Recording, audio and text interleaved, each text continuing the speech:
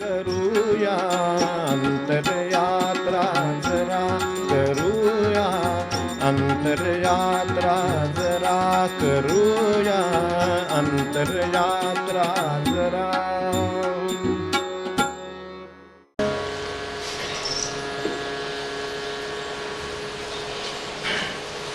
दासाला स्वरूपाकडे घेऊन जाणं हे खऱ्याच गुरुचं कार्य. पण आपल्या मनात काही कल्पना असतात आणि त्यानुसार गुरुनं करावं असं आपल्याला वाटतं आणि ते करणं त्याचं काम आहे अशी आपली समजूत असते. तर ह्याला काय करावं? गुरुचं खरं काम तुम्हाला स्वरूपाकडे घेऊन जाणं हे आहे. माणी करता असताच मिळवलेले स्वरूप आहे. देऊन येऊन म्हणाले त्याला स्वरूपाला नेणं हे त्याचं खरं काम. पण आमच्या मनात काही कल्पना असतात, आमच्या काही आशा असतात, त्यानुसार त्यांनी करावं याच्यासाठी आपण गुरुकडे येतो. तेच त्यांचं काम आहे, त्याची आपली समजूत असते. हा एक मोठा परमार्थातला एक मोठा पेच प्रसंग आहे. एवढं काय जसं लोकसंग्रह करणाऱ्यांच्या पेच प्रसंगाबद्दल महाराज बोलले होते की ज्यांना कुवत आहे लोकसंग्रहाचा पेच सांगले विनोबा बोलले होते की लोकसंग्रहाचा पेशच आहे. लोकसंग्रह अनेकांना करावाच वाटतो, पण ज्यांना तो करायची कुवत आहे त्याला त्याची हौस नसते. ज्यांना लोकसंग्रह करायची हौस आहे त्यांची ती कुवत नसते. असलं काहीतरी जसं पेच आहे तसे हे पेच आहे सर्वत्र जीवनामध्ये. त्यातला हा एक पेच आहे की गुरुकडे कशासाठी जावं आणि गुरु आपल्याला काय. तर गुरुकडे आपण नेहमी कशासाठी जातो ते आपल्याला माहिती आहे. फक्त ते काय देऊ इच्छितात तर ते आपल्याला आपल्या स्वरूपाची ओळख करून म्हणून जे काही बोर्ड लावले स्वरूप बोध हा वाटचा यावर्षी आपण एक बदल पाहिला त्याच्यामध्ये हा एक महत्वाचा बदल विचारला पाय स्वरूपाचा बोध होणं काम. आता स्वरूपाचा बोध होणं काय, संतांचा मार्ग शिकणं काय, आपण संत मार्ग हा कळून घेणे म्हटलं. आपल्या दुर्लभ नरदेहाचं आपण सार्थक करावं हे काय. या तिन्ही अभंगांची पार्श्वभूमी शेवटी आपल्याला ते काय म्हणतात हे समजून घेण्याचं काम. मला काय समजून घ्यायचं हा वेगळा, ते काय समजून देतात ते समजून घेणार ते काम आहे. हा त्याचा त्यातला एक मार्ग म्हणून आपण समग्रता शिकतो. ही समग्रता आमच्याकडे असावी. आज थोडासा त्रास आहे. थोडासा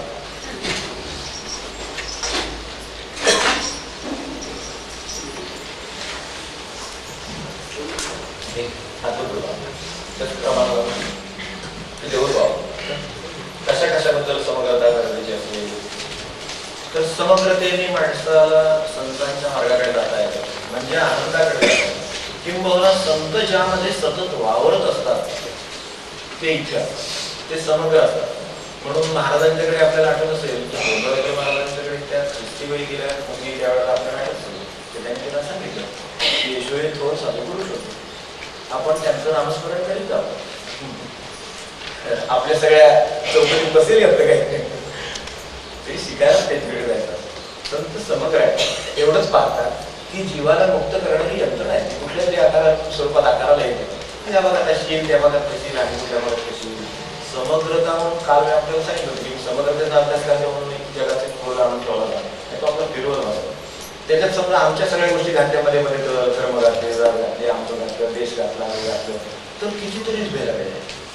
पण ते सगळं बाजूला गेलं आणि विश्व म्हटलं ते एकच. तसं त्यांना विश्व एकच दिसतं, त्यांना माणूस सर्व एकच दिसतो. आणि म्हणूनच हे महाराज म्हणू शकतात त्यांना की येशू हे थोर सत्पुरुष होते, लागू पुरुष होते, तर आपण त्यांचं नामस्मरण करीत जावं. वर्गनामाचंच आहे पण येशूचं नामस्मरण करीत जावं म्हणून सांगितलं. त्यामुळे ओढून आणून इथं तुम्ही उपासना करा ते बदला वगैरे असं काय करायला ते गेलं नाही. त्यांनी असं सांगितलं त्यांचं स्वरूप त्यामध्ये ते असतात. त्यांना हे सगळं समग्र एका वेळेला दिसतं आणि प्रत्येक जीवाला मुक्त कसं करावं दिसतं. त्याची सोपी सुरुवात म्हणून व्यवहाराची बाजू आपण पाहिली. त्यामध्ये स्वतःबद्दल समग्रता असावी, व्यक्तींच्या बद्दल समग्रता असावी, कृतीच्या बद्दल आणि गोष्टी आपण बोलल्या.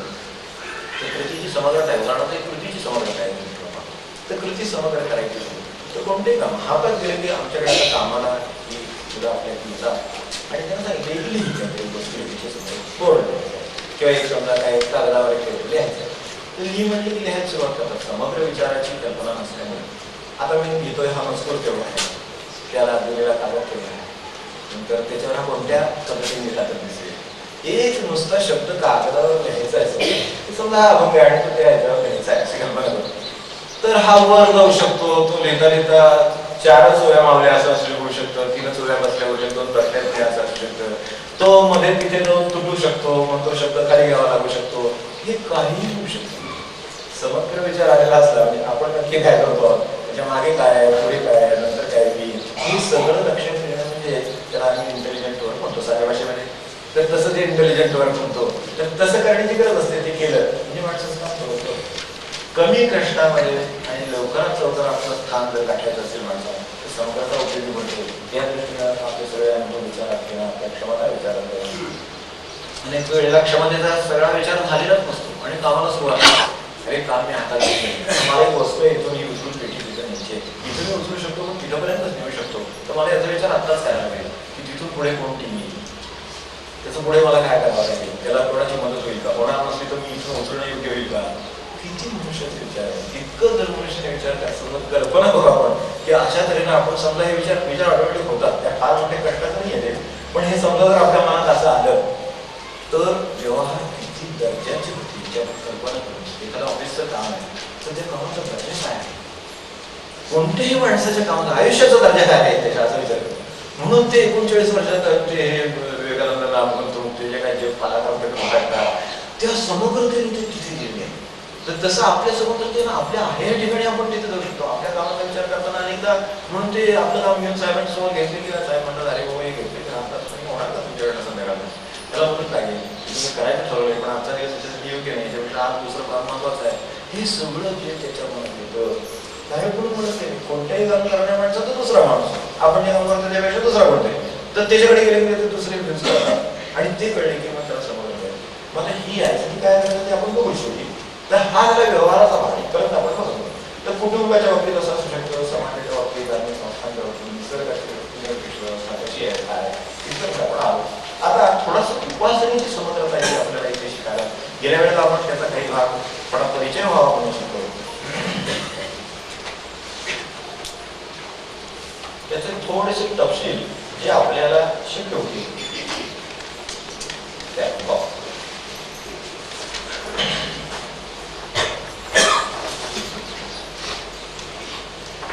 समग्रतेचं साधन आपण करतो. त्याचा उत्तरार्थ हा की ही व्यावहारिक समग्रता आपल्याला उपासनेमध्ये समग्रता कशी आणली आहे. व्यावहारिक समग्रता जी आपण पाहतोय की विचारांच्या बाबतीत आहे, वृत्तीच्या बाबतीत आहे, सगळ्या बाबतीत आहे, तशी ती आपल्याला उपासनेत आणण्याची झाली समग्रता तर कशी आणता येईल. तो उपासना सुद्धा संकुचित करते माणसाला. जसं आपल्या लक्षात असेल उपासना अनेक उपासना माणसाला संकुचित करतात, अनेक पंथ माणसाला संकुचित करतात. याच्यासमोर त्याची आरती चालत नाही, याच्यासमोर याचं नाव घेतलेलं चालत नाही, याच्यासमोर त्याचं नाव चालत नाव किती भानगड उपासनेमध्ये सांगायचं. पण वास्तविक उपासना माणसाला ही समग्र करायला पाहिजे की तो उपासनेत आहे म्हणजे म्हणजे तो समग्रच आहे असं असायला पाहिजे. कारण म्हणजे तसं नव्हता तो उलटा आणखीन आणखीन आणखीन आणखीन संकुचित होता. म्हणजे हे उपासनेतलं जे काही अडचण आहे पुढे ती दूर करण्याचे ज्यांनी प्रयत्न केले आणि ज्यांना साक्षात्कार होता त्यांचं म्हणणं काय आहे, त्याची सुरुवात आहे की मानवी जीवनामध्ये संकेतांचं एक मोठं स्थान, प्रतीकांचं एक मोठं स्थान आहे. आपण विवेकानंदांचं वाचलं तरी चालेल, त्यात सुद्धा हा विषय केलेलाच आहे. अनेक वेळेला जे म्हणतात ना की आपल्याकडे मूर्ती पूजा आहे, आपल्याकडे समाधी पूजा आहे, अशा त्यांची प्रतीक आहे, फोटोची पूजा आहे.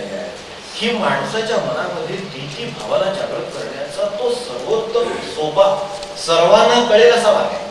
दुसरा इतका सोपा मार्ग नाही आपल्याकडे. आपण समजा क्षणभर आठवण पाहिला आपल्या गुरुजी प्रतिमा, समजा एक महाराजांची प्रतिमा आहे आणि डोळ्यासमोर आठवायची म्हटली तर खूप कठीण. पण मला चित्र समोर दिसलं दुसरं नमस्कार किती क्विक रिस्पॉन्स आहे. सोबणाला इतका प्रतिसाद पटकन आहे की ते माणसाला सहज शक्य आहे. आता वास्तविक तिथे ते आहेत का नाही हा वेगळा प्रश्न आहे. मूळ चित्र आहे आपल्या दृष्टीनं साधा विचार केला पाहिला तर तिथे चित्र आहे, तो त्याचा संकेत आहे ना. त्यामुळे तिथं तेवढं दिसलं तरी आपल्याला महाराजांची आठवण होते. अशा तऱ्हेचं म्हणजे आपल्या काय सांगायचं संकेतांचा वापर मनुष्य ते हॉटेलमध्ये सुद्धा संकेतांचा वापर करतात नाही. जिन्यात लोक म्हणजे अगदी साध्या भाषेत सांगायचं म्हणजे जिन्यात लोक खराब करतात की जिने जाता जातात वगैरे काही लोक असतात नाविष्ट तर ते जाता जातात ते जिने खराब करतात. तर तिथे ते पाणी मारून स्वच्छता करून काही कोणाचा पत्ता लागत नाही. शेवटी मी असं पाहिलं काही ठिकाणी साईबाबांचा संकेत आणि मनुष्य सवड लगेच की अरे इथे हे देवाचं कुठल्या तरी गुरुचं काहीतरी लावलेलं एखादा देवाचा बोललेला लावला तो उठणारा तो थांबला लागेल. इतकं मानवी जीवनामध्ये हे आहे की संकेत इतके हे चांगल्या तऱ्हेने वापरले जाऊ शकतात. त्या सगळ्यात मोठा संकेत काय असतो, माणसाची भाषा. सगळ्यात मोठा संकेत आहे. हे आपण जे बोलतो ते सगळं तिकडे पोहोचू शकेल केव्हा तर हे सगळे शब्द येतात, काहीतरी एक शब्द म्हणून किंवा आकार आलेला आहे, त्या आकाराने ते तुमच्यापर्यंत पोहोचतं, त्या आकाराचा तोच अर्थ तुमच्या मनामध्ये येतो, म्हणून हे शक्य आहे. नाहीतर समजा मला काही येत नाही, पण समजा मी गुजरातीत कन्नडमध्ये आणि कशाकडे बोलत राहिलो हिंदीमध्ये, तर आपल्याला काय आता तरी कोण ऐकून घेते एवढं, पण ते कोणीच ऐकून घ्या कोण ऐकायचं. पण समजा आणि ते कन्नडमध्ये चालले तर आता संपलंच की आपल्या दृष्टीनं, कारण त्यातला संकेत जुळणारा संकेत नाही. हा संकेत आहे, संकेत आहे भाषेचा संकेत, पण तो पोचला पाहिजे. त्यासाठी आपल्या मनामध्ये असलेला एवढा विशाल अर्थ केवळ ते काही शब्द आणि काही मुळाक्षर व्यंजन एवढ्या सहाय्याने जाऊन तिकडे पोचतो आणि त्याच्यानंतर पुढे स्वर साहित्याची निर्मिती होते. आजपासून आपण उपनिषद वाचतो, कालच आपण उपनिषदांचा विषय काढला की किती गोष्टी आपण उपनिषदातली अशी वचनं म्हणून घेतो. तर ते एक वचन म्हणजे त्या वेळेला लिहिलेली साधीशी गोष्ट अन्नमनिंद्या हे एवढं त्या अक्षराने आकाराला आलेलं आहे. ते आज 10,000 20,000 वर्ष आपल्यापर्यंत येऊन पोचलं तर नुसतं एवढ्यावरून आपल्याला कळतं की ऋतूंची निंदा करणे, ऋतू आपलं काम विसरण्याचा करत असतात. म्हणजे एवढा मोठा अर्थ केवळ त्या आपल्यापर्यंत येऊन पोचला. पण पुन्हा भाषेचं बंधनाला, पुढे अंकेत बंधनाला, धमकेत बंधनाला, या संकेतांचं एक मोठं स्थान सगळं जे आपलं काम चाललेलं आहे त्याच्या पुढे थोडंसं मूळ स्वर लक्षात घेतला तर स्वराच्या पुढे आपण त्याला मग काहीतरी आपण आता हे शब्द नाही शब्द एक चाल आहे समजा काहीतरी वाजवली तर मनामध्ये लगेच त्या अभंगाचे शब्द मनात यायला तर त्या अभंग कुठला आहे मनात येतो लगेच. मग तो अभंग आला की आणखीन त्याच्यात आणखी भर पडते अर्थ असा आपल्याला अर्थ जाणवायला लागतो आणि सगळं पुढे जातो आपण. तर अशा तऱ्हेनं त्याच्यात जसं संकेत आवडे त्याच्या पुढचं आणखीन काहीतरी जोडलं शब्द की झालं पुढे. पण मूळ स्वराचा संकेत आहे, स्वर आनंद निर्माण करतोच आपला, त्याच्यात आणि शब्द घातला की आणखीन आनंद निर्माण होतो. समजा ते आपल्याला कळणारं गाणं असेल, कळणारा अभंग असेल तर आणखीन आनंद होईल. तर हे पुढे आणखीन आनंद वाढवत जाण्याचं काम आहे. त्याच्या खाली खाली खाली मूळ आलं, आणखीन काय आलं, खाली आलं काय आहे तर विश्वनिर्मितीचं म्हणजे या सगळ्याचं मूळ काय तो मूळ ध्वनी आहे. म्हणून या लोकांना बघा कृष्णमूर्ती म्हणायचे की मला त्याच्यातलं दगडातला ध्वनी ऐकूया, झाडातला ध्वनी ऐकूया. तर हे शक्य तर त्या ठिकाणी ध्वनी इकडे सगळीकडे ध्वनीमय खरं सांगायचं ध्वनीमयच विश्व आणि कधीतरी आता विज्ञान जाऊन तिथे पोहोचेल त्यावेळेला आपण त्याची खात्री विश्वनिर्मितीचं मूळ ते जो ध्वनी निर्माण झाला तो कुठे निर्माण झाला तर त्याचा काही संकल्प असला पाहिजे, तिथे तो ध्वनी निर्माण झालेला आहे. असं एक साधारण या संकेतांची निर्मिती ध्वनी आणि त्याच्यापुढे त्याला दिलेला शब्द त्या ध्वनीला आकार दिला गेला. नुसता ध्वनी आहे. आता समजा मनुष्य एखादा आहे, आजारी मनुष्य आहे, तर तो कणतो, तर कणलं की नाही की त्याला बरं वाटतं. म्हणजे कोणीतरी आणि जवळचं घरातलं आलं तर मानसिक जोरातच कळतो. शांत विचार एकटा पडलेला असतो त्यावेळेला काय ओरडत नाही. पण समजा जवळचं कोणीतरी आलं आई आली आणि कोणी घरात आलं बायको आली आणि मुलगा आला की त्याला जास्तच कळणार. कारण काय तर कणणं म्हणजे दुःखाची गोष्ट आहे, कारण त्याला वेदना होतात म्हणून तो कळतो. पण ते कढल्यानंतर त्याला आनंद होतो कारण तो जो ध्वनी आहे ना तो मूळ आनंदातून निर्माण झालेला आहे. ध्वनीचं ते प्रतिक्रिया ते आनंद आहे मूळ. ध्वनी हा मूळ आनंद मिळायचा. तुम्ही भले तुमच्यात काय सांगत असाल की माझ्यात आता या क्षणी काहीतरी शारीरिक बिघाडामुळे आनंद नाही असं तुम्हाला सांगायचं, ते सांगायचं होतं ध्वनी करताना तो मूळ आनंद निर्मितीच होतं म्हणतो. ते जे हुम आहे त्याच्यातलं हुम त्याचं काय असतं काहीही त्यांनी तोंड उघडलेलं नाही तरी सुद्धा तो ध्वनी करतोय. तो काय करेल तो हुम म्हणून होतो. मग पुढे त्याचं सगळं होकार दिला तरी माणसाचं ध्वनी आहे. आता हुम म्हणण्याशिवाय बऱ्याच प्रकार आहेत. बोला बरेच अर्थ देतो आपण त्याला, पण तरी सुद्धा काही तोंड उघडता करण्यासारखा एक ध्वनी आहे म्हणजे तो आत आहे. तर हे त्याचंही मूळ, या सगळ्याची मूळ काढत शेवटी स्वरूप खरं रूप काय इकडे जायचंय ना आपल्याला, तिथे खरा आनंदाचा स्रोत मध्ये. मग त्याच्यात विकार निर्माण होणार, तुमची भाषा माझी भाषा होणार, मी बोललेला शब्द तुम्ही बोललेला शब्द असं होणार, हे सगळं पुढचं सगळं होणार. तर ते होण्यापूर्वी आणखीन खोल केलं तर काय आहे उपासना शेवटी मुळाची जाणार ना शेवटी त्याच्या. तर त्यामुळे हे त्याच्या पुढे नंतर हे मूळ ओंकार स्वर वगैरे काय काय तो ओंकार जो आहे. आता मनुष्य ओंकार देत नाही झाला समजा हात मारतोय आपण अहो अहो करतोय समजा अहोच करतोय अहो, तर तो अहो काय ओ देईन असं झाला समजा म्हणजे त्याच्या अर्थ त्याला तुम्ही काय सांगताय ते आणायचं नाहीये किंवा करायचं नाही किंवा काय तर त्याचं ते नकारात्मक आहे. ते घुम आलं हो आला की पटकन ऐकताय निदान ऐकताय काय पण निदान ऐकताय. तर त्याच्यात आहे पण आहे दाखवणारं काय आहे मी तो संकेत कशा कशाचा आहे आणि हा संकेत आनंदाचा आहे, तो आहेपणाचा पण आहे, त्याच्या जिवंतपणाचा तो संकेत आहे. नाही येत नाही आवाज झाला म्हणजे आपल्याला शंका वाटत. तर तसं आहे ते सगळं. म्हणजे तिथे सुद्धा पुन्हा त्याही ध्वनीच्या मागे आणखीन खोलात गेलेलं काय आहे, तर तो आनंदाचं प्रतीक आहे, तो त्याच्या ठिकाणी जिवंतपणा आहे याचं प्रतीक आहे आणि त्याच्या आहेपणाचं प्रतीक आहे. म्हणजे करीत काय सांगता ते असं वाटतं, ते करीत नाही ही गोष्ट सोडून किंवा त्याच्या मनात असलं तर पटलं असलं तर करणार, ही गोष्ट करीत कोणीही कोणाचंही असू दे असं काय. पण हे सगळं आहे पुढे, पण ते आधी मुळात आहे याचं ते प्रतीक आहे. ते नसेल तर विषयच मिळतोय सगळा. त्यामुळे हे विश्वाच्या खाली मुळात गेलं तर त्या आहेपणाचं प्रतीक आणि मग त्याच्यातून त्या आपला जो स्वर निर्माण झाला आहेपणाचा जो, तर आता असं पुढचं मग गुंतागुंतीचे खूप व्यवहार त्या शब्दामुळे निर्माण, कारण पुढे शब्द निर्माण झाला.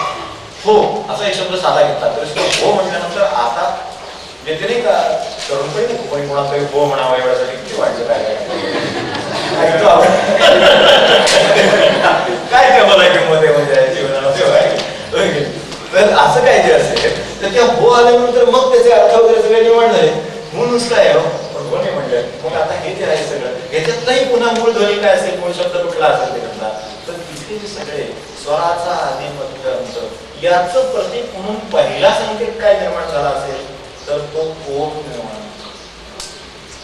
याचं कारण असं की जिथून ध्वनी सुरू झाला तिथे त्यातला पहिलं अक्षर निर्माण.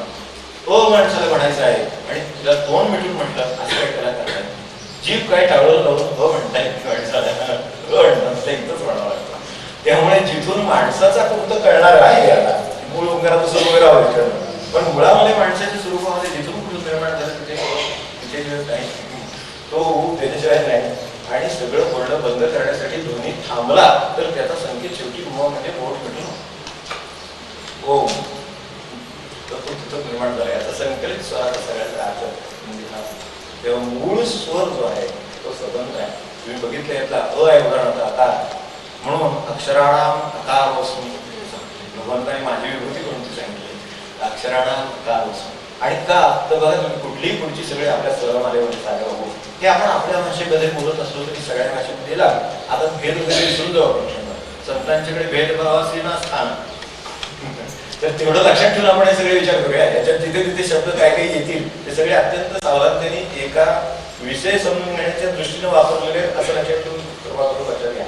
तर त्याच्या पुढे आता समजा क आहे ढ आहे काय आहे, तो समजा जरी एखादा मनुष्य ढ असला तरी तो ढचा पाय मोडलेला असतो. त्यात भगवंताचा तो अमिसळल्याशिवाय ढ होत नाही. म्हणजे मला समजा उद्या तुम्हाला असं म्हणावं लागेल आता काय कळलं हा मनुष्य ओंकार आपल्याचा ढ आहे तर तुम्हाला म्हणायचं त्याच्यात मिसळायला लागेल.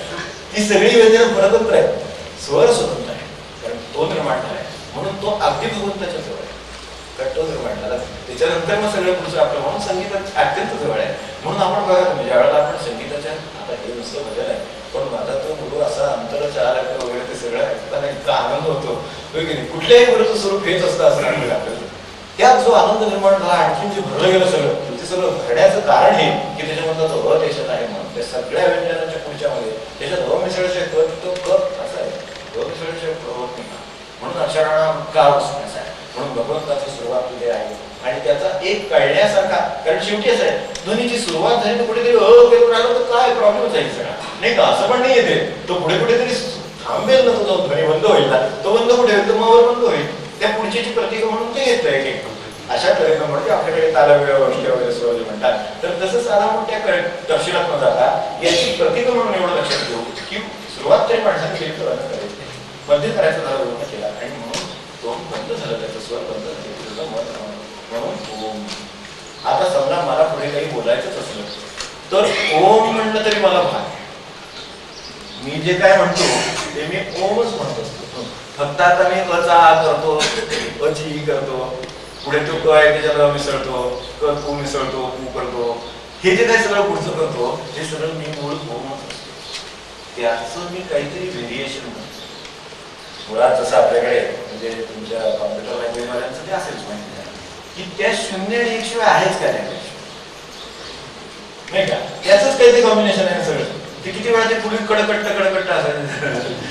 हो कसं मनुष्य गेला, मनुष्य जन्माला आला, सगळं ते कडकट्ट मध्ये जायचं बरोबर. स्टार्ट इमिजिएटली काय आता शब्द प्रयोग किती महत्वाचे, पण ते सगळं ते कटकट कटकट म्हणून तेवढ्यात बसवायचे, म्हणजे तेवढ्या त्या 2 कडकट्ट्यामध्ये त्यांच्या सगळ्या व्हेरिएशन मध्ये सगळी लँग्वेज बसली त्यांची. आमचं जे काय म्हणायचं आम्हाला की स्टार्ट इमिजिएटली ते सगळं त्या कडकट्ट्यामध्ये जातं की, आणि ते तुम्हाला ते दिसतं ते सगळे त्याची मला त्याची वर्णमाला कशी. तशी ही सगळी आपली जी काही पुढे सगळं आपण सांगतो त्याचं खरं सांगायचं तर मूळ स्वरूप की ते ओमच आहे. तुम्ही काही म्हणाल तरी ती शेवटी ओम, कारण त्याच्या व्यतिरिक्त तुम्ही काय म्हणू शकत नाही.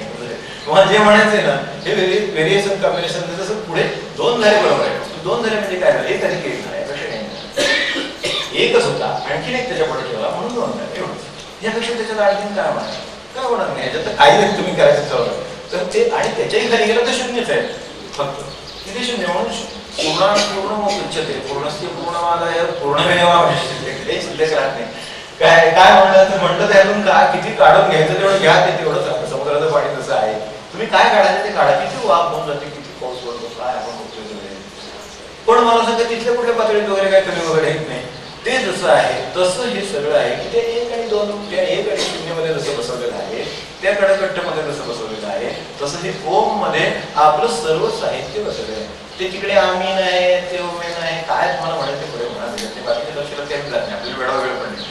पण हे सगळं जे आहे ते सगळं त्यात बसवलेलं आहे. ते उच्चार शेवटी असं मनुष्य तोंड उघडे आणि तोंड बंद करेल. आपल्याकडे आहेच ते उच्चार म्हणजे तुमची सगळी भाषा सगळं गाणं आहेच काय त्याच्याकडे, तेवढंच आहे फक्त. तो जो आवाज लावतो मनुष्य गाणं गायला, तर तो हे मूळ स्वराशी म्हणजे भगवंताशी खरं त्याचा संवाद तो निसर्गामध्ये घुमत असतो सतत. तर तो त्याच्याशी जुळवून घेतो आणि मग सांगतो की 1 अधिक 1 म्हणजे 2. गाणं म्हणजे काय, 1 अधिक 1 म्हणजे 2, मग 1 अधिक 1 अधिक 1 म्हणजे 3. मग तो सांगतो 6, मग पुढचा 1 अधिक 1 रे, मग 1 अधिक 1 असं आहे. सगळं गणित पुढे चालू राहतं. मग तसं आपलं भाषेचं गणित इकडे सुरू राहतं. एवढे ग्रंथ निर्माण होतात, लाखो ग्रंथ निर्माण झालेले, पण ते सगळे याच्या पलीकडे नाही निर्माण झाले एवढ्याच. त्यामुळे त्याचं प्रतीक म्हणून हे सगळ्याचं, त्या सगळ्या संकेतातलं सर्वात आमचे संकेत असेल तर हा ओंकार.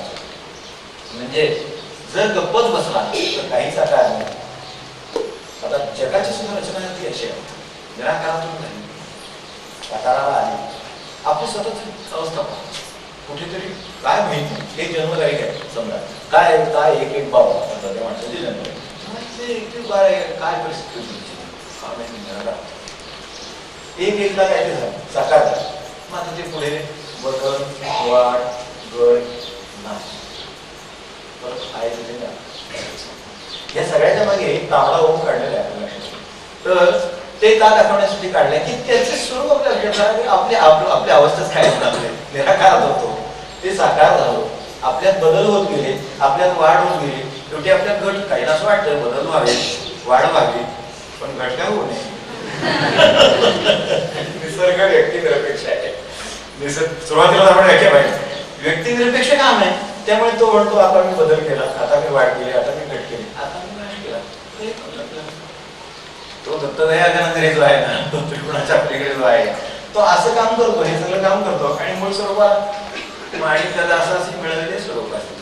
तर माणसाच्या जीवनामध्ये ही विद्या आहे की त्याच्याकडे हा ओंकार ठेवलेला आहे, हा त्याचा स्वर आहे.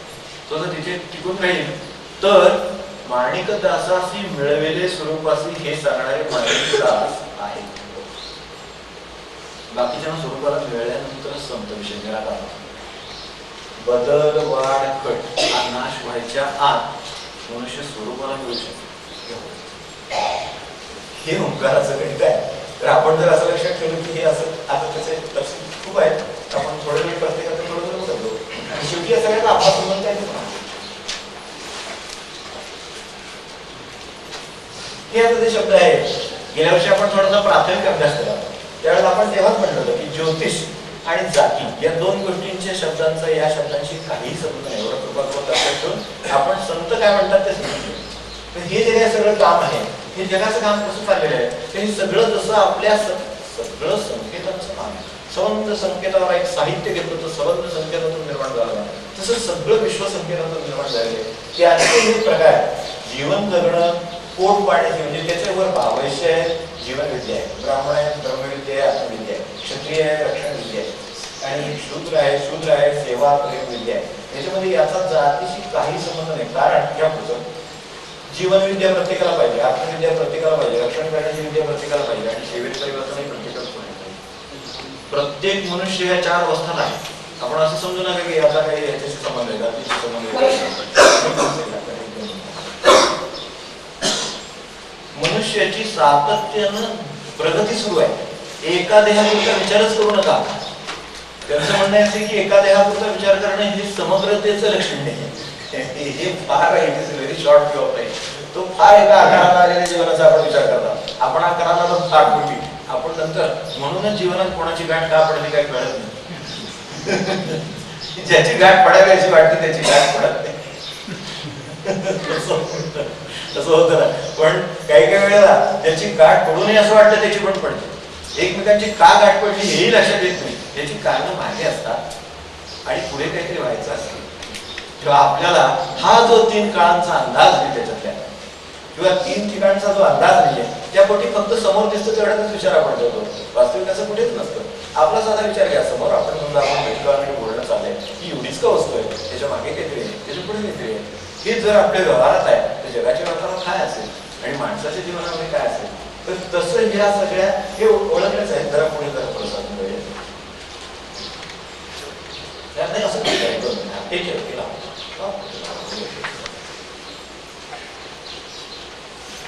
आता जरा असं जरा असं कसं असतं तिकडच चिंता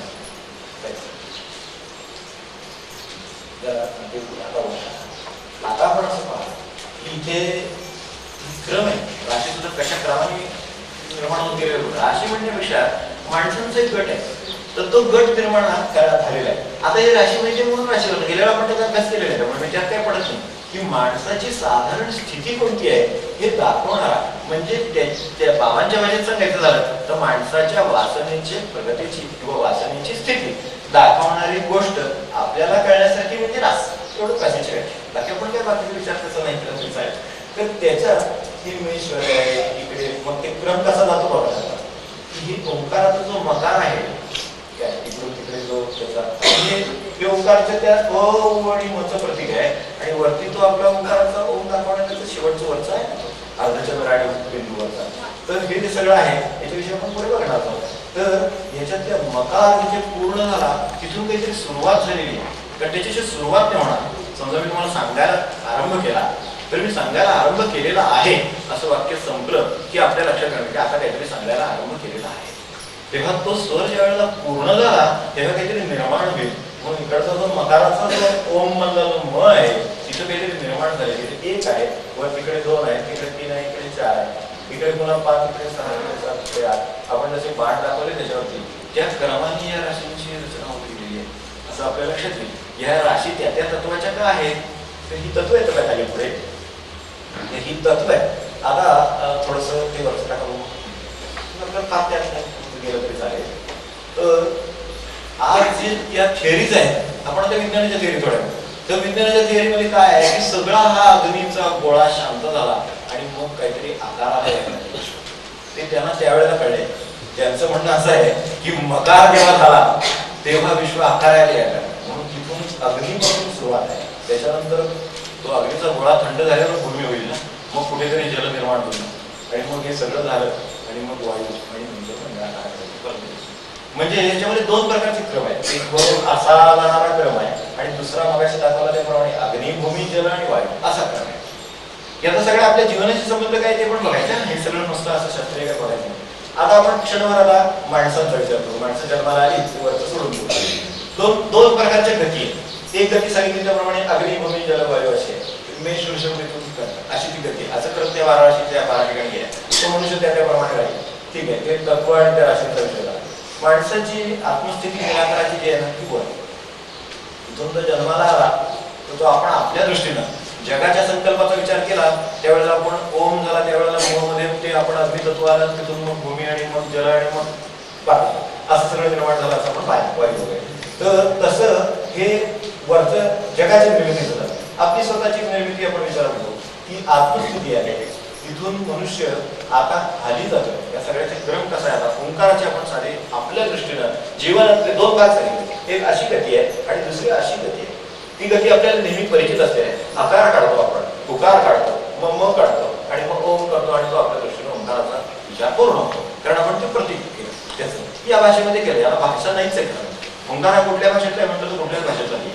आता पुढे आपण तो आपला आहे म्हणून आता मिळवायचं म्हणजे सोडतो, पण प्रत्यक्षात त्याला काही भाषा नाही आहे, म्हणूनच ते प्रतीक आद्य प्रतीक आहे सगळ्यांचं. तर त्याच्यात आता आत्मस्थिती, आता इथे जो मनुष्य म्हणजे त्या भूमीच्या तत्वातला मनुष्य असेल तो तिथून खाली सुरू झाले, बाण सुरू झाले, तर खाली निघाला.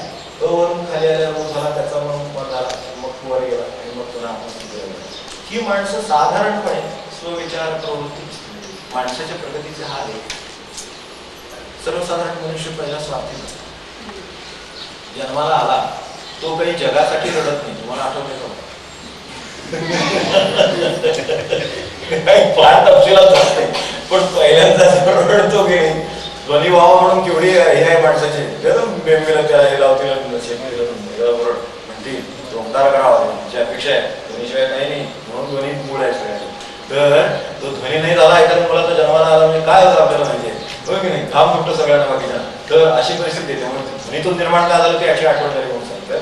पण समजा जन्माला आला तर तो कशासाठी रडतोय, तर तो स्वतःसाठी रडतो. तो त्याचा जो आहे ना तो स्वविचार प्रवृत्त आहे. आता दुर्दैवाने असं होतं, माणसाला संधी आहे पण कदाचित मनुष्य जाईपर्यंत स्वतःसाठी रडत नाही. त्याला काय करायचं, एखादा आकारात जन्माला आले बरोबर आहे, हो म्हटलं गेले विचार होणार नाही. त्यामुळे पहिल्या स्थितीमध्ये मनुष्य आला हे बरोबर आहे, पण आता तो ठीक आहे, त्याला जीवन जगवायचं, त्याला पाणी पाहिजे, त्याला दूध पाहिजे, हे बरोबर आहे. म्हणजे तो स्वतःसाठी आत्मविचाराला आत्मविचार सोडून देऊ स्वविचार म्हणून कळायला सोपं आहे. तर स्वतःसाठी तो रडतो साध्या भाषेमध्ये, तो स्वतःसाठी रडतोय, स्वतःसाठी प्रवृत्त झालेला आहे. असा जीव जन्माला देवामध्ये काही त्याच्या पुढे जायला तयारच नाही. तो स्वतःसाठीच रडतो. माझं शिक्षण, मला पैसा, माझी माझं व्यवहार, माझं घर, माझं हे सगळं, माझी व्यवस्था आणि माझी व्यवस्था शेवटी. हे स्वविचार प्रवृत्त जग आहे एखाद्याचं. हे असं जग असू शकतं. आपण बघतो आजूबाजूला अशी माणसं आहेत की जी फक्त स्वतःसाठी करतात. त्याच्या पुढे थोडंसं जर प्रगती झाली तर आजूबाजूचा विचार असतो, म्हणून ही जी गती आहे ती खाली अशी तुम्ही बघा. आता नाही याचा संबंध आपल्या तत्वांशी कसा आहे, तो भूमीचं तत्व आहे. वरून टाकला एखादा दगड तर वर तिकडे नाही जाणार, खाली कारण ह्यामध्ये सूक्ष्मतेचा संबंध आहे. तर ते सूक्ष्मतेचा संबंध आहे, त्यामुळे ते वर टाकलं ते खाली आलं. तर तसं मनुष्यांचं कसं होतं की तो खाली येऊन पडतो, तो जो जगात टाकला एकदा तो स्वतःच्या पलीकडे दुसरं तिकडचं हे सुद्धा बघत नाही, जलापर्यंत सुद्धा जायला तयार नाही. पण जलतत्वामध्ये की ते खाली टाकलं तर पाणी खाली जातं हे बरोबर आहे, पण खाली जेव्हा समतल राहायचा प्रयत्न करतो ते आजूबाजूला सरकतात. त्याला जेवढी जागा असेल, जेवढं शक्य असेल तेवढं ते आजूबाजूच नाही, समान राहायचा प्रयत्न करेल. वरून डोंगर पडला खाली आणि समान राहण्यासाठी सपाट झाला वगैरे असं काय होत, तो डोंगर आहे तसा राहणार, दगड टाकला आहे तसा राहणार. तशी माणसं आता समजा एखादा जलतत्वाची प्रगती त्याची झाली तर त्याचं काय होईल, तो खाली पडेल, कारण अजून त्याला वर जाण्याची क्षमता नाही आणि तो खालीच पडणार. ही माणसाच्या प्रगतीला दिलेली संधी आहे. कुठे काय आहे ते आता आपण बघा, पण जिथे आहे तिथून त्याला काय होत असतं त्याचं या तत्वाप्रमाणे त्याचं होतं. तो खाली पडला तर पाणी खाली पडलं, जर आकाशात पडलं बरोबर आहे, पडलं तर ते खाली खाली जाईल, ते बरोबर त्याच्या आकर्षणात ते जाईल, पण ते एका ठिकाणी स्थिरावलं की लगेच समांतर होऊन त्याचं तळ तयार काय त्याचं असेल, पण ते असं समतल व्हायचं होतं. ते बाजूलाच आहे, म्हणजे निदान आजूबाजूच्यांचा विचार त्याच्या मनामध्ये येईल. थोडीशी जलतत्वाची प्रगती झाली, थोडं सूक्ष्म आहे त्यामुळं ते सूक्ष्म झालं म्हणजे थोडीशी सूक्ष्मता ही माणसाची प्रगती आहे. आज तुमचे सगळे हे अणू मग परमाणू आता काय विषय निघाला ते, मग ते सायन्स अमुक सायन्स तुम्ही करून आता नॅनो सायन्स वगैरे असं नाही, अधिक सूक्ष्म जसं होत जाईल त्याची प्रगती आपण आपल्या व्यवहारात सुद्धा करतो. थोडं सूक्ष्म झालं पाहिजे. तर तसं सूक्ष्म झालं तर मनुष्य ह्या पहिल्या टप्प्यातून दुसऱ्या टप्प्यात आला तर जलतत्वाच्या टप्प्यात आला. तोच अग्नीचा स्वभाव बघा की अग्नीची ज्वाळा लावली आणि खाली आपली पडते एक दोन, असं नाही. ज्याला नुसतं तुम्ही आग पेटीची गाडी पेटवली तरी वर जाते, हा फरक त्याच्यात आहे. कारण ते सूक्ष्म ते लगेच वर जायचं पाहिजे, वर जाऊ शकत नाही पण जायचा प्रयत्न. तसं उन्नतीचे विचार आणि प्रयत्न माणसाचे ठिकाणी हे सगळं एका जन्मात करता येतं माणसाला. देव भेटे याची ते करता येतं, पण काय करायचंय आणि काय झाले नक्की घोराळा कुठे आहे आपण कुठं आहोत याची कल्पना यायची असेल तर. म्हणून काही काही माणसांना असं वाटतं बघा की कशासाठी सगळं करायचं की जर चांगला फ्लॅट आपल्याला समजा आता हे एकदम उत्तम कर वातावरण बंगला वगैरे बांधणं बाग बीग करायला छान आपल्याला स्वतःला वाचता येईल असं काहीतरी करावं, खावं प्यावं, राहिलं तर दुसऱ्याला द्यावं वगैरे. माणसांची रचना दिसते याच्यामध्ये. आणि अशी माणसं तुम्हाला 1000 माणसं घेतली तर विभागता येतील बरोबर. ती 50 इकडे, ती 100 तिकडे, ती 200 इकडे, ती 300 इकडे, असं करून तुम्हाला विभागता येतील. अशी माणसं दिसतील की आजूबाजूचा विचार करणारी पण दिसतील. आणि दिसणार नाही तसं नाही. ओंकार आहे तो असं कधीच आढळणार नाही की एक समाज एकत्र गेला आहे त्याच्यामध्ये सगळे रसातळाला गेले. शक्य नाही. अहो सगळे दगड शक्यच नाही आहेत, होय की नाही? सगळं अगदी शक्यच नाहीये, सगळं ज्याला शक्यच नाहीये ते सगळं मिळून आहे.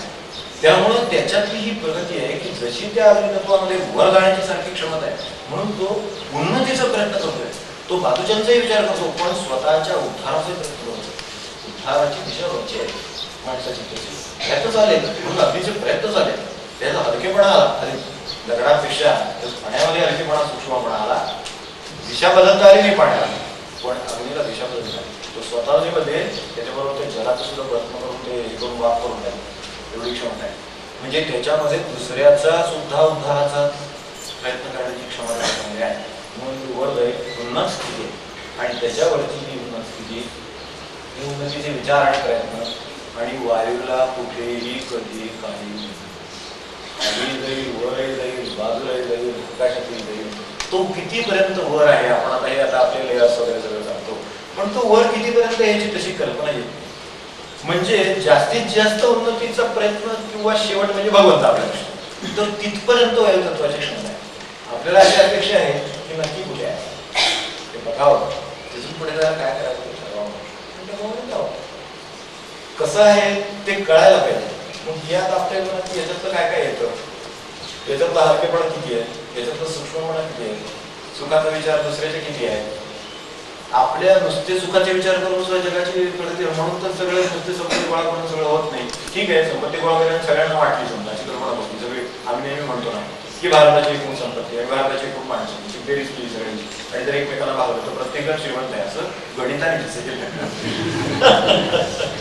गणिताने दिसेल बरोबर आहे. संपत्ती म्हणजे साधारण संपत्ती म्हणतो की सगळीच तर ती सगळी सगळ्यांना पुरणार आहे. पण मग ते आपल्याकडे सिद्धांत म्हणतात इक्विटेबल डिस्ट्रीब्युशन व्हायला पाहिजे, इक्वल डिस्ट्रीब्युशन व्हायला पाहिजे, नाना तऱ्हा त्याच्यात निघतात. तर हे सगळं त्याला सुखी करता येईल किंवा भगवंत करता येईल. कारण ज्यांच्याकडे पैसा आहे तो मनुष्य इतका समाधानी आहे किंवा भगवंत आहे असं काही दिसत नाही. म्हणजे तिथं घोटाळा आहे. नुसतं हे सगळं विभागून चालणार नाही, त्याला उद्धाराचे प्रयत्न वेगळे आहेत आणि ते त्याचे प्रयत्न ह्या अर्थतत्वातून सुरू झाले की त्याच्या पुढचे अधिक प्रयत्न झाल्यानंतर उन्नत स्थिती आहे की सतत तरंग एवढं त्याला शक्य आहे.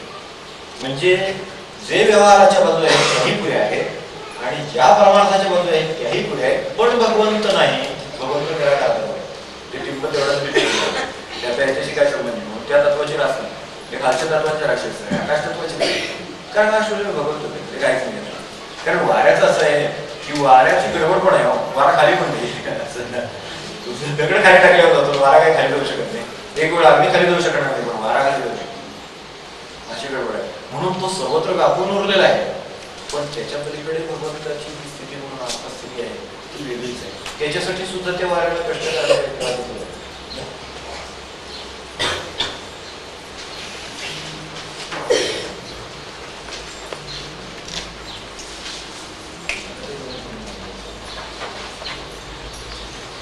हे आता आपण काय ते शून्य आहे, तिथून उत्पत्ती झाली.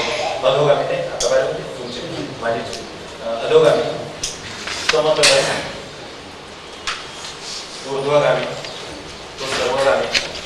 माणसांचे सुद्धा असे प्रकार असतात. अधोगामी, समतलगामी, ऊर्ध्वगामी, सर्वगामी.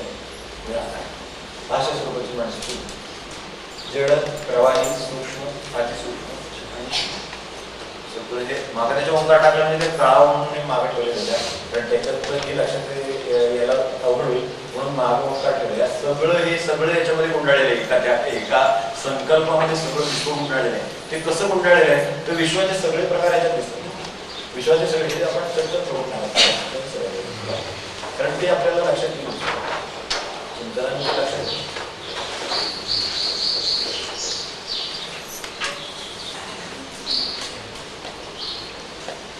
तो नाद निर्माण झाला बघा म्हटलं. दुसरी गती आहे ओंकारामध्ये दोन प्रकारच्या गती आहेत. अशी येणारी दाखवली आपली प्रगतीच्या दृष्टीने आणि ही जगाच्या रचनेच्या दृष्टीने. तर तम नाद आहे ना, मकार आहे, आपण म्हणतो ना अंधार, त्याच्यानंतरचा प्रकाश आहे, मग सत्व आहे, मग हे इकडे पुन्हा. आता गणपती जर एवढीच आहे की आपल्याला असं लक्षात असतं की 1 2 ते 3 तिकडे राहिले, 4 हे जो 1 2 4 हा जो क्रम आहे किंवा खालची परत या दोन ह्या ज्या 3 म्हणजे त्यातला 1 2 आणि 4 ह्या ज्या 3 ठिकाणी आहेत ना, म्हणजे तम आहे, रज आहे, सत्व आहे, हे अधिक क्रमाने ज्यावेळेला ओंकार आहे, ज्यावेळेला नाद पूर्ण झाला त्या क्षणी सर्व शांत आहे, अंधार आहे, तिथून प्रकाश पडतो. त्याच्यानंतर पुढची सत्यापर्यंत जाता येतं. पण जर त्याच्या पुढे जाता आलं नाही, त्रिगुणाच्या पलीकडे जाता आलं नाही, तर पुन्हा तम, परत रज, परत सत्व, परत असं राहावं. वर जायला वेगळे प्रयत्न आहेत आणि ते समाधीचे. 3 युग झाल्यानंतर आता शेवटचं युग आलेलं आहे, ते म्हणजे युगांच्या भाषेत आहे, म्हणजे काही युगांच्या भाषेत जास्त शिरत नाही. पण हे जे वर्ष आलेलं आहे हे ज्याला या सगळ्यातून पलीकडे जाता येईल. म्हणजे असे कल्पना करा की तमाचे सुद्धा काही उपयोग आहेत, काही गुण आहेत, रजाचे काही गुण आहेत, काही उपयोग आहेत, सत्वाचे काही गुण आहेत, काही उपयोग आहेत. पण या सगळ्यामध्ये जर समतेचं किंवा दया बुद्धीचं काम नसेल तर या सगळ्याचा उपयोग उद्धार थोडे मी इच्छा लावून ठेवतो, नंतर आपण ते काम देतो.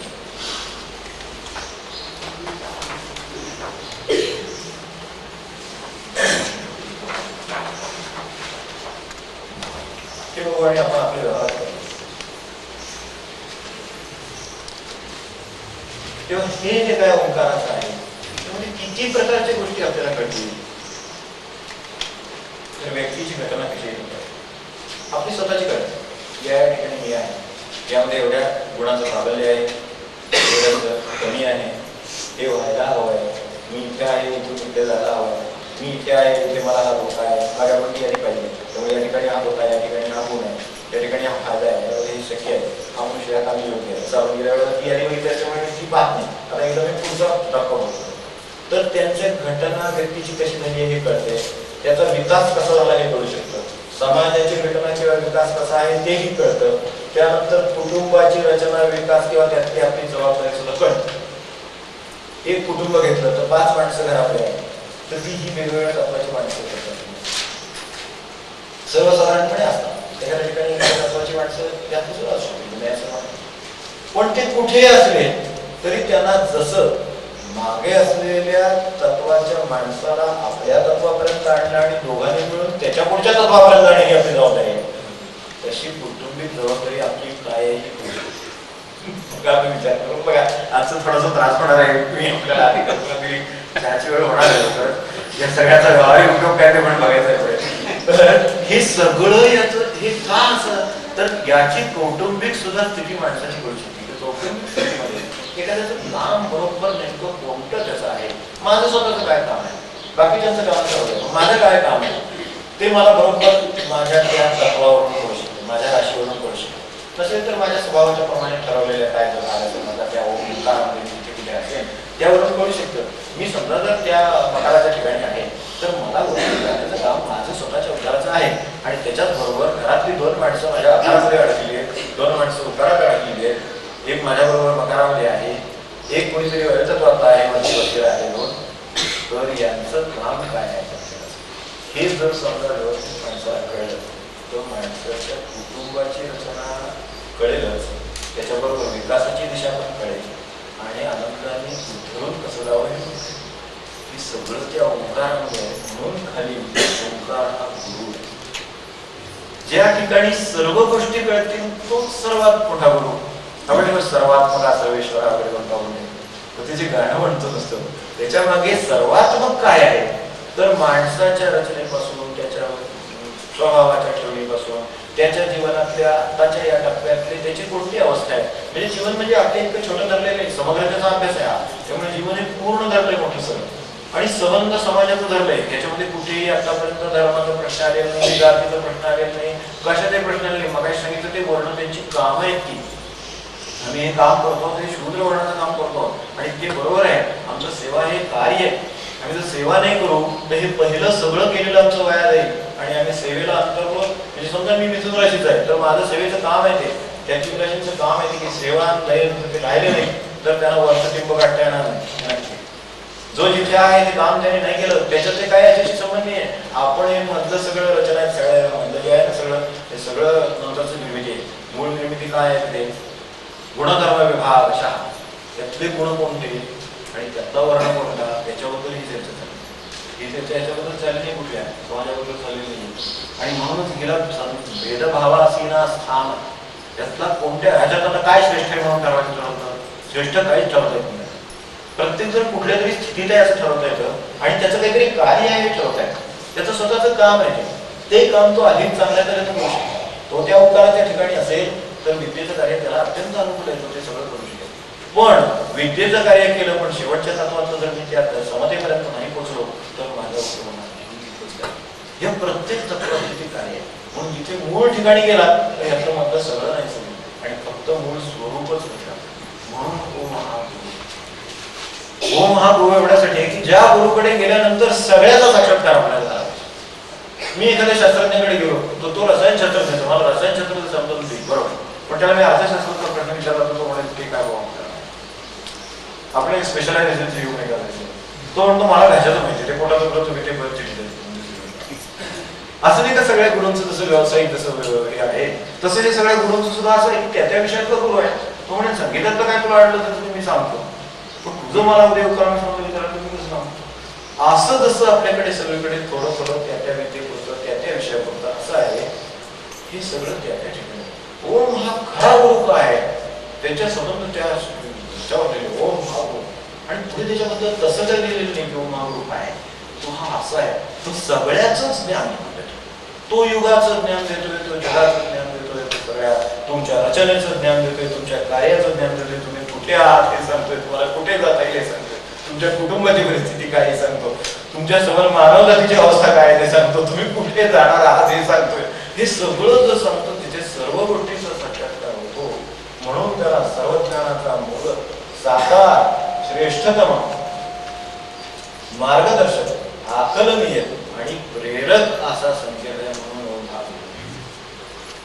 ह्या सगळ्याच तो प्रेरकच आहे. कुठे असं तरी तुम्हाला प्रेरणा देईल. कारण तुम्हाला सांगितलं या ठिकाणी तुम्हाला हे काम सोपं आहे लवकर लक्ष घाला उद्धरून राहा असं प्रत्येक ठिकाणच्या माणसाला प्रत्येक ठिकाणच्या माणसाला तो सावध करतोय कुठे आहे. प्रत्येक ठिकाणी माणसाला कुठची जायची दिशा दाखवतो. हे सगळं एका ठिकाणी मिळतं आणि संबंध समाज रहस्य आपल्याला कळतं. हा असा का वापरतो तो तसा का वापरतो जरा बघितलं तरी लक्षात येतं हा एखाद्याचं खाण्यापिण्यावरचं प्रेम एखाद्याचं त्या पुस्तकांच्यावरचं प्रेम एखाद्यावरचं ते काय माणसांचं त्याला काय त्याचं असेल जे असेल तसं किंवा काय अवघड म्हणा एखाद्याचं म्हणा सगळं त्या ओंकाराच्या रहस्यामध्ये सगळं म्हणून आपण किती अभ्यास करावा तर त्याचं तर संबंध निसर्गाची रचना ह्यात लक्षात येते. संबंध निसर्गाची रचना आपण पाहिलं की कसं आकाराला आलं मग ते गोळा थंड कसा झाला ते असं कसं झालं म्हणून या 3 गती दाखवल्या. तुम्ही इथून तिथे जाऊ शकता. म्हणजे आत्ताच्या सांगण्यामध्ये एकूण 3 प्रकारच्या गती आहेत आपल्या लक्षात 1 2 3 4 अशी गाणी त्या म्हणायचं आहे. राशींच्या अवस्थेप्रमाणे अशी अशी अशी आणि अशी गाणी हिची रस्ते सगळी सांगायला म्हणजे खरं सांगू तर वेळ नाही आणि एवढं आपल्याला त्रास पण नाही माहितीच आहे. पण कधीतरी काही आवश्यकता आपल्याला वाटली किंवा चर्चा करण्याची गरज आली तर आवश्यक होती. अशा 2 प्रकारच्या गती सांगितल्या आणि 3ऱ्या प्रकारची गती सांगितली की इकडे ते तमा आहे इकडच्या बाजूने इकडे तमा आहे ते रज आहे म्हणजे सत्व आहे पण याच्या पलीकडे गेला नाही तर वायुतत्वाची गाठ नाही पडणार तो समतेत जाऊ शकणार नाही. 3 गुणात फिरत आहे वर नाही जात आहे असं जगामध्ये किती त्रिगुणातली माणसं दिसतात. याच्या पलीकडे जाणारी माणसं दिसत संत तिथे आहे. संत वायुतत्वाचे संत वायुतत्वाचे कारण का ते 3 गुण ओलांडून पलीकडे जातात. म्हणूनच तर तिथे सगळ्यांचं स्थान आहे. भेदभावासीन स्थान आहे. सुखाचं स्थान आहे दुःखाचा विसावा आहे सगळ्यांना सर्व कल्याणाचा ठेवा आहे. ते सगळं काय आहे तर ते तिथं आहे. तर तसं ते होता आणि शक्य आहे. काय होईल या समग्र आता आपण 2 प्रकारची समग्रता आहे. एक व्यावहारिक समग्रता ही विशाल दृष्टिकोनावरती आणि इकडे या बाजूने ओंकाराच्या ध्यानाने किंवा चिंतनाने येणारी समग्रता पाहिजे. तर याच्याने काय होईल स्वतःला सर्व जास्तीत जास्त क्षमता स्वतःच्या सर्व आणि जास्तीत जास्त क्षमता होईल कालच्या आणि आजच्या चिंतनाचं सारा बदल होतं. स्वतःच्या ठिकाणी असलेल्या सर्व प्रकारच्या क्षमता मनुष्य ओळखू शकतो. परिस्थिती, माणसं, घडामोडी यांच्याबद्दलच्या तक्रारी किंवा मनाची कलुषितता. जर समग्रतेचा मनुष्य, ओंकाराचा अभ्यास म्हणजे समग्रतेचा उपासनेचा अभ्यास, आणि नुसता समग्रतेचा व्यावहारिक अभ्यास सांगितला तो आपल्या व्यवहाराला उपयोगी पडत नाही. दोन्हीचे जर मनुष्य व्यवस्थित असं होईल, यामुळे आकलन विचार होईल. अनावश्यक कृती, त्यामुळे होणारं नुकसान, त्यामुळे होणारे गैरसमज, इतरांकडून होणाऱ्या अशाच प्रतिक्रियात्मक कृती आणि त्यामुळे होणारं नुकसान, ह्या गोष्टी टाळतात. पण चला फार मोठ्या ह्याची गरजच नाही. मग सांगायचं तर 80 रुपये 90 रुपये काय करायची गरज नाही. हे काम जर एकदा एखाद्याने संबंध एवढा महाराज नाही म्हणायला. तुम्हाला कडेकोट बंदोबस्त आणि एखादा अभेद किल्ला दिसतो, ज्याच्या हातात त्या दरवाजाची किल्ली पडली, तो किती मिनिटात आत जातो. जो तोगोळे लावून बसलाय त्याला किती वर्ष लागतं. त्यातला पण आहे. म्हणून ह्याचं रहस्य आणि म्हणून हा गुरु. त्यामुळे समग्रता हा गुरु आहे मला, आणि त्याच्यातला हा ओंकार, हा उपासनेचा गुरु. आता मला एक दोन कसे दोन्ही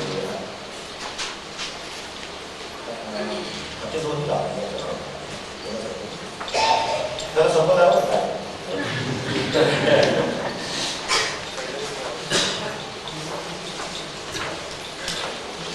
वेळेची खरोखर एकदा जर समग्रता माणसाला एकदा कळली असेल तर वेळेची अकारण काम कळतात. अधिक विधायक आणि तीच शक्ती, तोच वेळ, तीच माणसं सगळ्यांना वापर शक्य होतो. जीवनातल्या घटनांचं रास्त मूल्य करता येतं, यांचा अर्थ अधिक चांगला करतो. आजारपण आलं, अपयश आलं, दुःख आलं, माणसाचं हॉट झालेलं सगळं काम.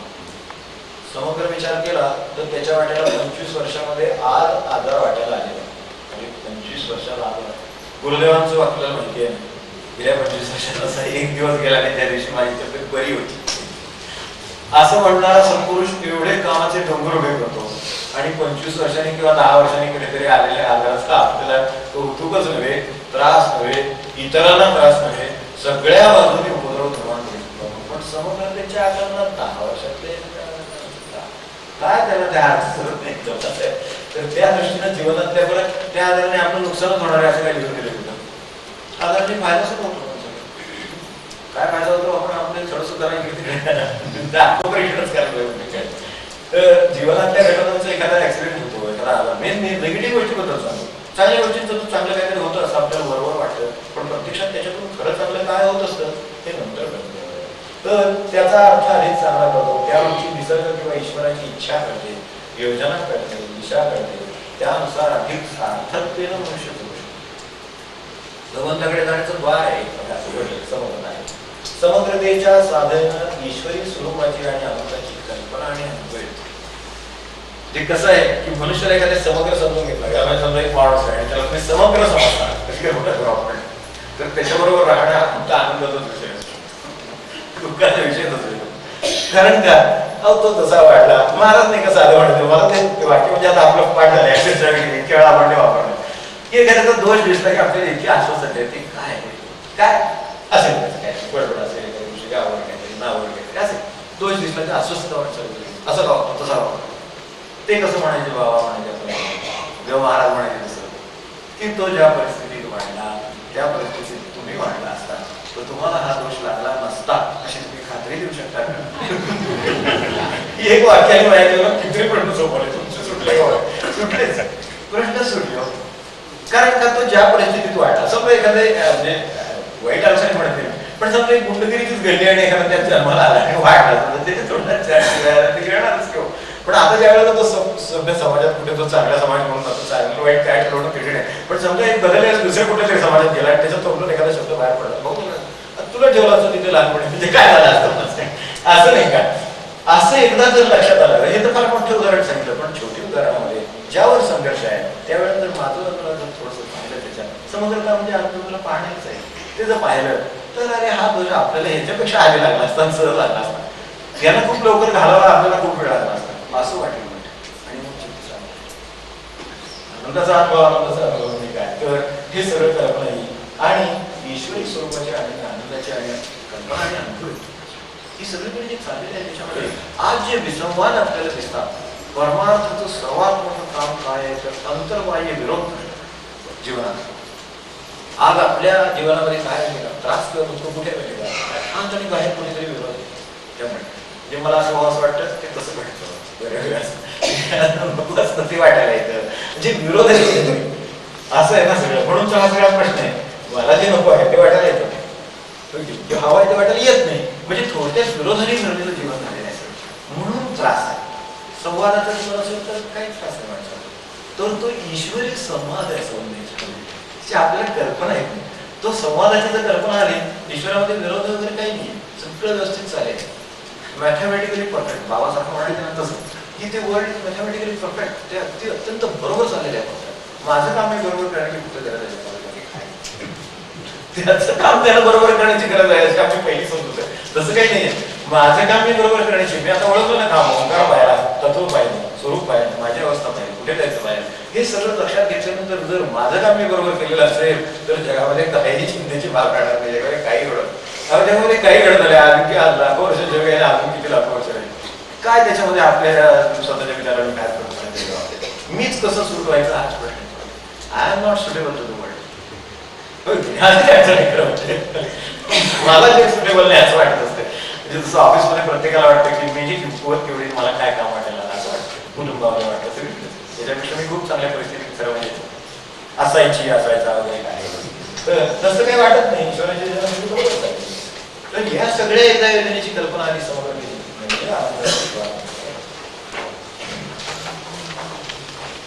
जर समजा ओंकाराचा आता हे उपासनेची बाजू उपासना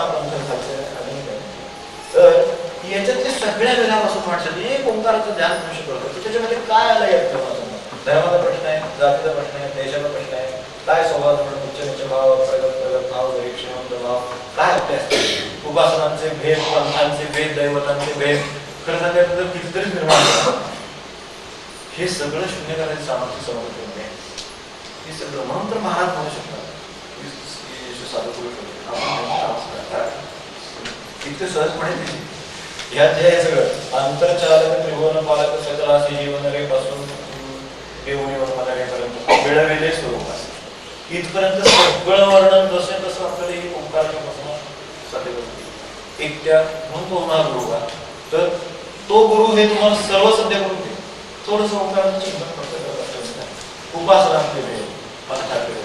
आता ज्या अर्थी हे 3-4 ठिकाणी वेगवेगळ्या तत्वांचे लोक बसले त्या अर्थी त्या तत्वांची उपासना हे काढणार मी नाही तो कोणीतरी त्यात बसलोय गाडीचा डबा आहे म्हणजे माझाच काही डबा जोडला इंजिनला सगळे 10 डबे जोडलेले प्रत्येक डब्यामध्ये माणसं बसलेली त्याच्याप्रमाणे ती मागे पुढे कुठे ते आहे सगळ्यांना गाडी चाललेली आहे असं आहे. याच्यापेक्षा त्या भेदाभेद करण्यासारखं काही नाही की कुठल्याच प्रकारचा भेद करण्यासारखं मलाही समजलं कशी सांगता येईल आपल्या दृष्टीने हे झालं मोठं झालं. आज थोडंसं प्राथमिक होतं थोडे व्यवहारिक होते आज समोर त्याची उपासनेची आणि टाकून तर स्वतःच्या क्षमतांचं खरोखर आपल्याला आपण खूप काही समजून घेऊ शकतो.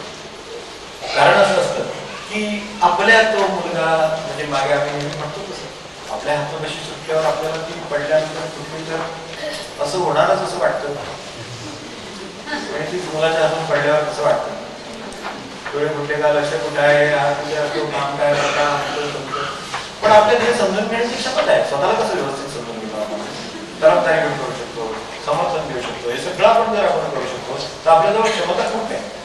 तिचा वापर आपण फक्त सध्या स्वतः होतच किंवा समर्थनापुरता बोलतोय त्याऐवजी माझ्या क्षमतेचा जर वापर मी दुसऱ्याला संत देण्यासाठी केलेला असेल तर संत काय करतात त्याची सांभाळून म्हणजे आधी समजून जर घेतो तुम्हाला तर तो सांभाळेल ना तो तुम्हाला समजून घेतो पाहिजे आधी हा कसा आहे बघूया तो बघितल्यावर त्याच्या लक्षात येतं की असं असं आहे.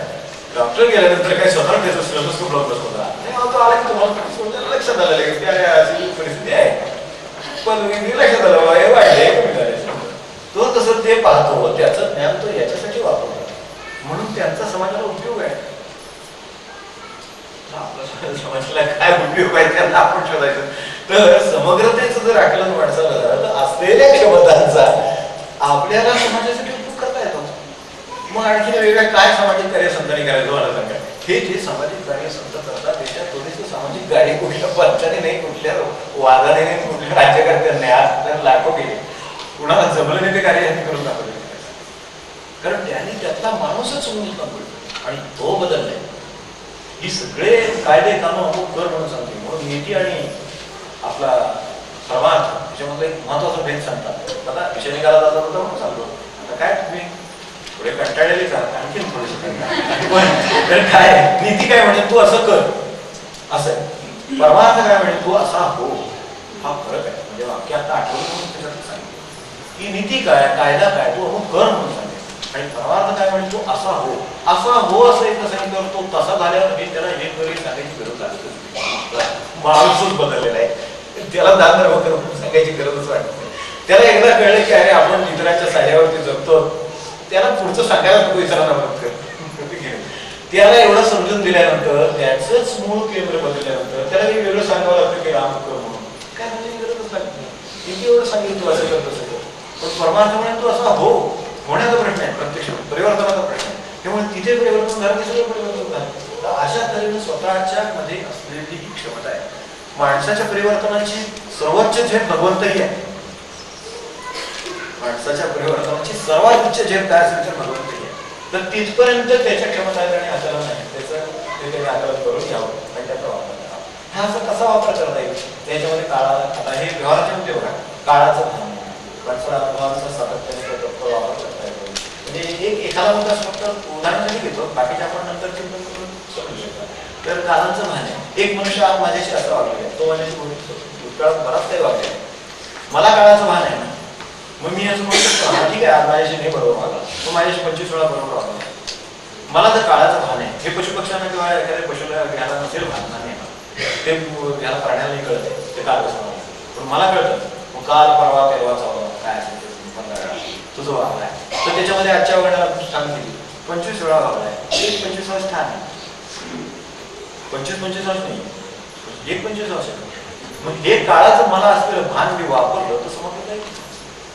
मग मला सांगा आपल्या घरात संघर्ष किती राहतील किंवा एकूण समाजात संघर्ष किती राहतील. मूळ प्रश्न सर्व तेच आहे. हे काळांचं भान एक लावून दाखवलं होतं. या बाकीच्या सगळ्या क्षमता आहेत. अनुभवांचा सातत्य व तत्पर वापर आपण करू शकतो. सर्व इंद्रियांच्या अनुभवांचा विचार करू शकतो. माझ्या डोळ्यात दिसला, तुझ्या डोळ्यात दिसलं, पण तुझ्या कानालाही ऐकावं लागतं. बरोबर आहे. अनेक गोष्टी असतात. एक नुसतं काही ऐकू असं असं ते आमच्याबद्दल असं असं म्हणत होते, त्याच्यावर पण त्याचा त्याच ते म्हणत होते का नाही यांनी अजून बघितलं नाही, त्यांनी त्यांना म्हणताना पाहिलेलं नाही वगैरे काय. एकाच इंद्रियाचा वापर होतो तर माणसाच्या जीवनात बाहेर डोळे गोंधळ होऊ शकतात. किंवा नुसता डोळ्याचा वापर केला तरी सुद्धा गोंधळ होऊ शकतो. कारण एक इंद्रियात कुठलाच पूर्ण अनुभव देत नाही. म्हणून इंद्रिय दिलेली आहेत, त्याचा सगळ्यांचा मिळून वापर केल्यानंतर समग्र अनुभव माणसाला येईल. म्हणून सर्व इंद्रियांच्या अनुभवांचा विचार सातत्याने शिकणं हे कशी समजता येईल. निसर्गाचा सातत्याने अभ्यास करण्यासाठी माणसाला समजतं. नम्रता असेल तर समजता येईल. मला सगळं कळले असं वाटलं तर समग्रतेची आरोग्य काही कळलेले बरं का ते आताच सांगतो. मला हे सगळं कळलेलं नाही, फक्त काय कळलं किंवा कसं डोळ्यासमोर दिसलं ते सगळं हे आपल्यासमोर कळलेलं यावं. तर त्याला दुसरं आणखी उपासनेच्या बाजूने ओंकाराची थोडी उपासना. ओंकाराचं जरा ध्यान आहे ते केलंय. यांनी ते चालल्या तरी एक चार मोठा लावला, त्यामुळे सगळं एकत्रित करून मांडले. तर त्याचं थोडंसं ध्यान. आता काय होतं एकत्रित खूप गोष्टी आल्यामुळे काही वेळेला सगळ्या एकदम लक्षात येते. वेगवेगळ्या करून घेतल्या आणि वेगवेगळे समजायचं आणि समोर एक एक ठेवत गेलं की व जडाकडून सूक्ष्माकडे आपला प्रवास सुरू आहे असं समजा एका दिवशी उदाहरण ध्यान दिलं. लक्षात येईल अरे आपल्या जडाकडून सूक्ष्माकडे काही चाललंय का प्रयोग काही जीवनात काही आहे का तसं तसं असेल तर भगवंतापर्यंत जाईल ना, निराकारापर्यंत जाणार आहे तो. तर त्याच्यासाठी हे माझं चालू आहे का असं असं जर केलं वेगवेगळं तरी सुद्धा आपल्याला ओंकाराची उपासना म्हणून थोडंसं ओंकाराचं ज्यांना हे असेल कला असेल किंवा ते शिकून घ्यायचं असेल तर त्यांनी तसं करून बघावं. कारण त्याचा एक स्वतंत्र परिणाम ओंकारात आहेच. माणसाच्या ठिकाणी म्हणजे मेंदूपर्यंत सर्व प्रकारच्या यंत्रणांना जीवन देण्याचं आणि उन्नत करण्याचं सामर्थ्य ओंकार होतं. तर तो करून पाहून आपण अनेक ठिकाणी अभ्यासामध्ये ओंकार असतो तर प्रेमी सांगेल. तर त्याचा थोडासा अभ्यास त्याचं थोडंसं चिंतन जरी होत राहिलं नसतं ओंकाराचं. आता वेगवेगळ्या स्थिती सांगितल्या माणसाच्या, सत्वराच्या प्रमाणे सांगितल्या, प्रगतीच्या सांगितल्या, स्वतःचा स्वार्थ प्रवृत्त, दुसऱ्यांचा विचार करणारा, थोडासा उन्नत विचार करणारा, उन्नत स्थितीला गेलेला, अशा तऱ्हेचे विचार हे सगळे जर आपण करत राहिलं तर या ओंकाराचं चिंतन म्हणजे आहे. त्याच्यासाठी गुरु उपदेश श्रवण सत्संग तर अशा तऱ्हेनं हा ओम हा गुरु आहे. म्हणून त्यांनी हे समोर ठेवलेलं आहे. त्या ग्रंथाला एवढंच नाव आहे ओम हा गुरु. आता आपण भाव असा ठेवाय प्रतिबिंब आपलं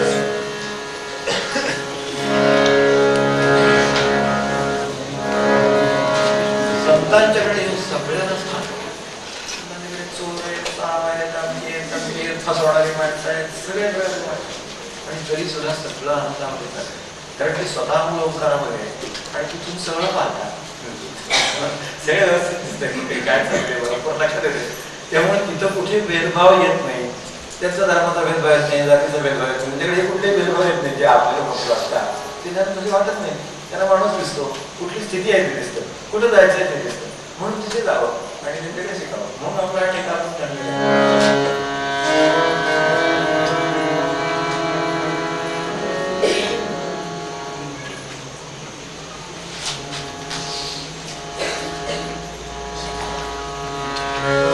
साठी कोठे जावे, कोणाशी बोलावे, सुखासाठी कोठे जावे, दुःख कोणाशी बोलावे, सर्व भावाशी विसावा, संत शांत करती जीवा, सर्व भावाशी विसावा, संत शांत करती जीवा, संतांची पायी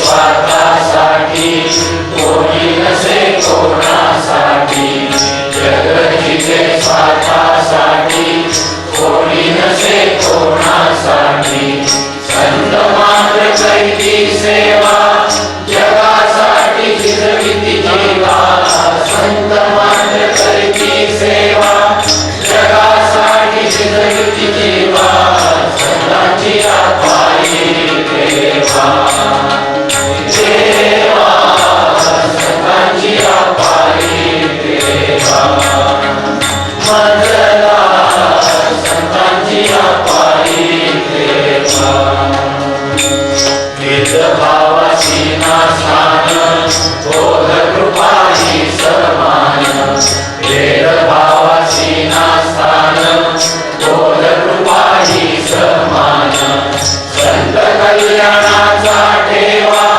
तेरे घोराळू दे जीवा, संत कल्याणाचा ठेवा, तेरे घोराळू दे जीवा, संतांची पायी देवा, देवा संतांची पायी देवा, मजला संतांची पायी देवा, संत घेती सांभाळून प्रेम वर्षाव करून, संत घेती सांभाळून प्रेम वर्षाव करून, देव सगुण पावा ऐसे वाटे दीन जीवा, देव सगुण पावा ऐसे वाटे दीन जीवा, संतांची पायी देवा, देवा